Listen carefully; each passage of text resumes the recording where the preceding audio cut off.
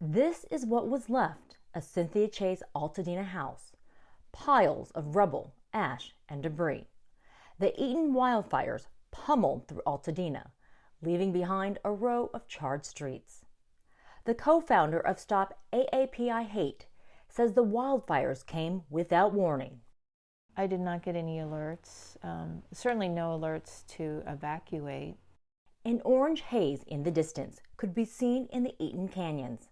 The fire seemed to be quite a distance away. Concerned about her family and animals, an overnight bag was packed. Did you get any of your passports or anything? I mean, Mary, we were not packing thinking that we weren't going to be able to come home. Choi, her daughter, and pets got into the car and left.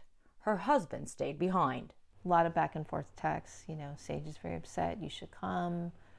And he said, I'm staying. At 3 a.m., Choi's husband warned other neighbors and tried to put out embers, but law enforcement officials told him he needed to leave now. This house had special meaning to him. He loved that house, his first home, something that he could call his own, working so hard. When deputies told him to leave, that was the last time the family saw their home intact. This has been a traumatic event for me and my family. And we've been coping in lots of different ways, So I've been worried about my daughter. We contacted the Los Angeles County Emergency Operations Center to ask why the Chois never received an emergency alert warning or notice. We are still waiting on a response.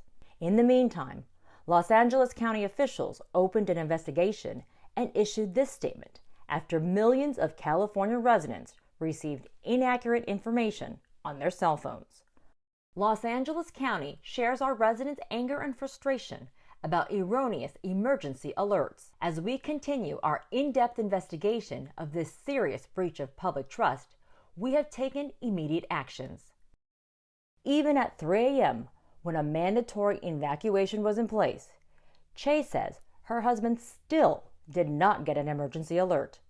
This is a situation between life and death. Hopefully, new procedures and technology will be put into place. The public relies on information contained in emergency alerts to stay safe. We also need to think about prevention. How do we make sure this doesn't happen again? Was loss of life preventable? Were these fires preventable? The fire ravaged through the Choi home and destroyed many things in its path. But one thing was left standing, this library, and inside, even the books are still there. To me, I think that is a hopeful sign and really has a lot of meaning, especially the little library, because it was a gift that my daughters gave me during COVID, and it was the one way that I could connect with our neighbors. The library and these Buddha statues are the only items that survived the fire. The next step will be to rebuild their home and their lives.